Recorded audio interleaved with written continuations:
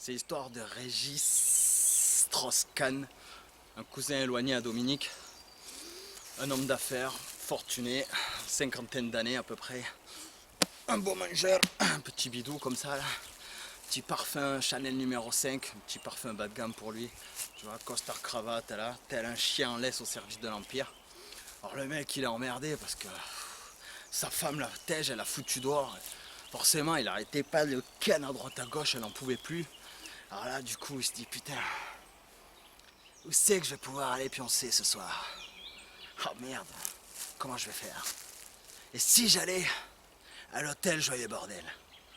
Ah, au moins là-bas peut-être que je serais pas dépaysé. Du coup le mec il se barre. Il fonce à l'hôtel. Il fonce à l'hôtel Joyeux Bordel, où il y a Ginette à la réception, quoi. Et il lui fait: salut esclave, dis-moi, t'as une chambre de lit pour moi ce soir pour que je puisse dormir? Écoutez monsieur, je regarde s'il y a des réservations et je vous dis ça de suite. Écoute, je vais être franco avec toi, Georgette, c'est ça? Alors moi l'oseille j'en ai, d'accord? Je suis pété de thunes, si tu vois ce que je veux dire. Moi, je gagne ma vie suffisamment. Du pognon, j'en ai. T'inquiète pas pour moi. Alors, ce que je te propose, je vais poser un billet de 200 balles sur ton comptoir minable là. Tu vas me filer toutes les clés que tu as derrière toi qui sont accrochées à ton porte-manteau. Ouais, même le trousseau de clés que Passepartout il t'a laissé.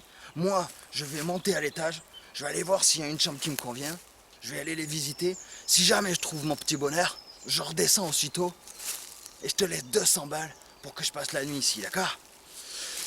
Écoutez monsieur, je suis désolé, normalement ça se passe pas comme ça, il y a des protocoles d'usage à respecter, vous savez, vous pouvez pas faire tout ce que vous voulez. Écoute, tu sais qui je suis, moi? Tu sais qui je suis? Non, tu sais pas, si tu savais. Donc, tu la fermes. Maintenant, tu fais ce que je dis. Tu me files les clés et tu me laisses faire, d'accord? Bon, automatiquement, sous l'ordre hiérarchique établi, forcément, l'esclave obéit à son maître. Donc, Ginette file les clés à Régis et Régis part à l'étage pour aller voir s'il trouve son bonheur. Pendant ce temps, Ginette, elle est en train de réaliser que Régis lui a laissé 200 balles. Putain, mais il m'a stressé ce con, putain. Moi j'en ai marre, quoi. Franchement, on fait trop d'heures à l'hôtellerie. Moi je suis KO, quoi. J'en peux plus. C'est des clients comme ça, c'est excessivement énervant. Je vais me faire une trace de coque. Ça va peut-être me réveiller. Puis j'ai jamais fait une trace de coque avec un billet de 200 balles. Si ça se trouve, c'est meilleur. Oh putain, ça va mieux là. Putain, là, ça y est, je reprends de la pêche. Ouh, putain, c'est énorme là. Mais je viens de me rendre compte d'un truc. C'est cool, ça tombe bien parce qu'il m'a laissé 200 euros. La dernière fois, j'ai fait un barbecue à la maison avec les copines. On a mangé des saucisses, du chat et du ragondin. C'est fait un putain de barbecue. Et j'ai toujours pas réglé ma note chez mon boucher préféré, David Otia. Tu sais pas qui c'est, David Otia? Va chercher sur Google, tu verras, ça vaut le coup d'œil. Tu crois quoi? Tu crois qu'on va bouffer tes restes?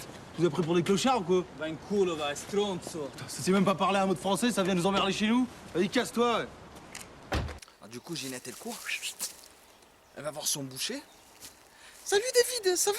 Oui, bon, je viens t'apporter, tu sais, les 200 euros que je te dois parce que tu m'avais fait crédit pour la viande que j'ai achetée.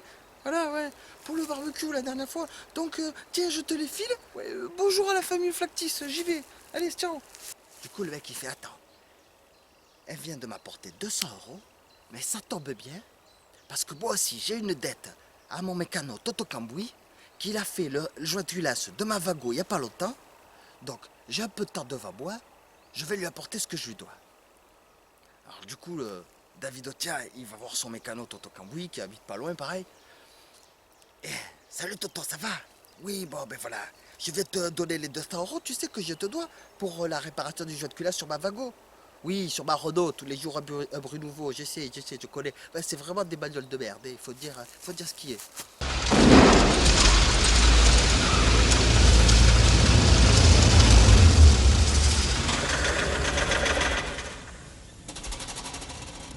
Et tu sais David, je suis bien placé pour le savoir parce que moi j'ai travaillé à la succursale de Renault Toulouse, avenue des États-Unis, 31 100 Toulouse. Pendant 7 ans avec Titou Vénère, je te garantis que je suis bien placé pour le savoir. Ces caisses-là, je les connais bien et t'inquiète pas que j'en aurai des trucs à dire dans les prochaines vidéos, tu vois. Toto, écoute, c'est pas le sujet là. Bon, je te donne les 200 € que je te devais, ok? Et puis là, j'y vais parce que j'ai des types à découper en rondelles pour des clés cannibales, ok? Allez, salut Toto. Du coup, Toto Cambouis vient de réaliser que David Otia lui a laissé un billet de 200 balles pour les réparations qu'il lui devait. Il se dit, mais waouh, mais ça tombe bien parce que moi aussi j'ai une dette, quoi. La dernière fois, je suis parti voir Zaya, ma pute préférée, quoi, je l'ai toujours pas payé. Et c'est grâce à ça que j'ai appris la danse orientale. Mais non, mais qu'est-ce que je dis, c'est plus Zaya, quoi. Elle a fait ses 25 ans il y a pas longtemps, c'était son anniversaire. C'est plus une gamine, mais c'est plus elle, c'est Nabila qui la remplace maintenant. Où est-ce que je l'habite? Putain, non, c'est à Nabila que je dois de la thune pour la passe. Bon, mais c'est cool. Écoute, j'ai un peu de temps devant moi, je vais aller la voir. Elle habite pas très loin, je vais lui apporter ce que je lui dois. Du coup, le mec, il part, il va voir Nabila qui habite dans un camtar aussi pourrave que le mien. Salut ma chérie, ça va? Oh mi amor, tu veux une fellation, c'est 80 €. Si tu veux que je te fasse la mort, c'est de ça. Non mais t'inquiète, je connais, j'ai la carte de fidélité, t'as vu? Écoute, je suis pas venu pour ça. Je te donne juste les 200 € que je te devais, tu sais, pour la dette, pour ce que tu m'as fait crédit, pour la passe, quand je t'ai niqué. Oui, voilà. Ouais. Bon, ceci dit, 200 € le facial, ça fait cher, quoi. Bah, je réfléchirai 2 fois avant de te tirer la prochaine fois. Mais bon, c'est comme ça, quoi. Expression préférée des Français. C'est comme ça, c'est la vie, quoi. Allez, j'y vais, salut Bonas. Salut beauté, j'y vais. J'ai un embrayage qui m'attend. Faut que j'augmente ma productivité si je veux avoir ma prime pour revenir te voir. Allez, salut. On n'est pas aux pièces, calmez-vous. Bert, à quoi ça sert ça? J'en sais rien. À gagner 600 ou 700 $. Du coup, la Bila, elle est là. Attends. Non mais le mec, il arrive, il repart plus vite que son ombre. Non mais allô quoi, mais qu'est-ce qu'il veut que je fasse d'un billet aussi petit que sa bite, sérieux? Je pourrais acheter des capotes pour en faire des ballons, pour jouer avec ma copine Zaya. C'est vrai qu'on aime bien les footballeurs. Mais non mais qu'est-ce que je dis? Mais je suis conne, mais moi aussi. Parce que là elle se met à réfléchir 2 secondes, tu vois, chose très rare qui lui arrive.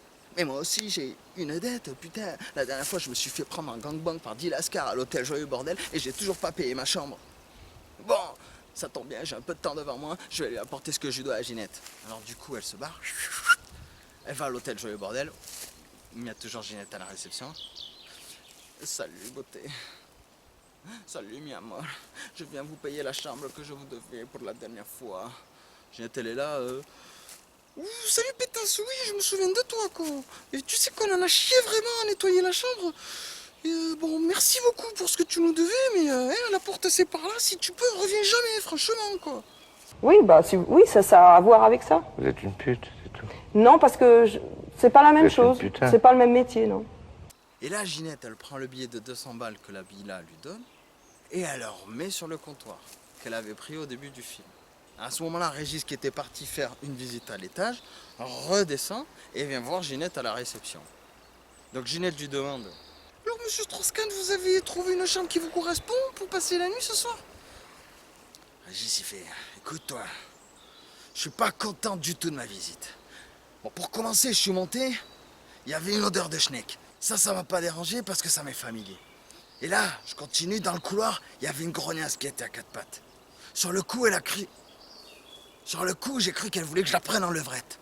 Alors je me suis approché, j'ai regardé, j'ai vu que sur son badge, il y avait écrit Nafousatou Diallo. J'ai dit: mais on se connaît, toi? Non, on connaît pas problème, moi. J'ai dit: si, ça me dit quelque chose. Parce que je me suis rappelé, alors je sais pas si j'étais bourré ou si j'étais vraiment un chien, mais je sais pas comment j'ai fait pour te tringler. Bref, j'ai continué à tracer. Là, je vois une porte entrouverte. J'ai jeté un œil à l'intérieur. 2 depes en train de se coller une douille. Ah, j'ai dit: non, laisse tomber, c'est pas ma cam. Je touche pas à ça, moi. Ça, c'est la drogue du pauvre. Alors j'ai continué mon périple. Voici le lit. Ah oui, il a l'air très moelleux. J'ai visité les chambres. Dans la majorité des chambres, il y avait un lit, une place. Mais tu m'as pris pour un gamin, toi, ou quoi? Alors j'ai tracé, j'ai continué à regarder les autres chambres. Là, c'était ou la tapisserie qui datait de la Première Guerre mondiale, ou le plancher qui était complètement pourri. Je me suis dit: non, ça peut pas le faire. Il y en a peut-être une chambre qui aurait pu le faire. Mais il y avait des traces de smub sur le mur. J'ai retrouvé une capote trouée sur la table de chevet. Je me suis dit: mais c'est dégueulasse. Je suis un peu salace. Mais il y a des limites, connasse, quoi. Oh, shit! je suis désolé, je suis au regret de t'informer que je dormirai pas là ce soir. Je vais reprendre mon billet et je vais aller voir au Hilton. Peut-être que là, je trouverai mon bonheur. Oh, je suis pas content. Du coup, Régis reprend son billet et se barre. Non, la chute n'est pas drôle du tout, c'est pas fait pour. Par contre, la moralité de l'histoire est intéressante. C'est-à-dire qu'on est dans un cas de figure où personne n'a produit, ni gagné, ni perdu de thunes, et pourtant la dette a disparu. Alors c'est une petite blague qui circulait sur Facebook il fut un temps et j'ai voulu la remasteriser à l'ordre du jour dans un condensé de notre merveilleuse société où tout tourne autour d'argent, sexe et drogue. Voilà. C'est une petite métaphore pour montrer que si les dirigeants voulaient, ils pourraient effacer la dette économique. Même si, je vous l'accorde, tous les traités sont verrouillés et qu'ils ont perdu la clé. Bon, il y a des personnes comme Étienne Chouard, Pierre Javanovic, Olivier Delamarche, qui en parlent beaucoup mieux que moi, qui sont des professionnels de l'économie. Je vous incite à aller les voir pour ceux qui ne connaissent pas.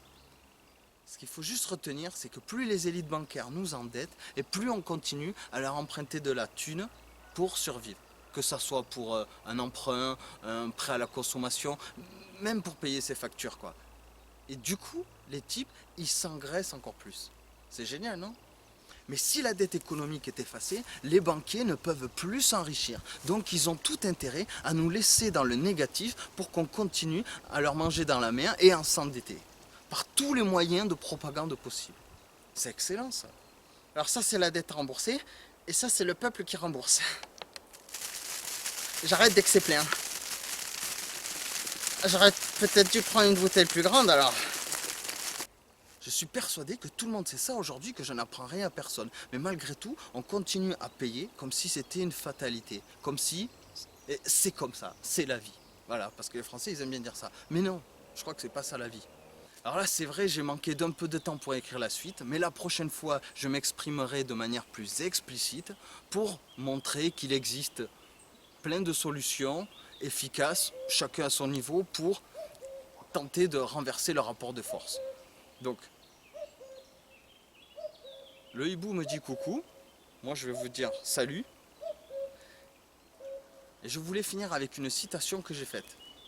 Mais le prix de notre petit confort ne serait-il pas un peu trop élevé par rapport à celui de notre liberté, qui est sacrifié?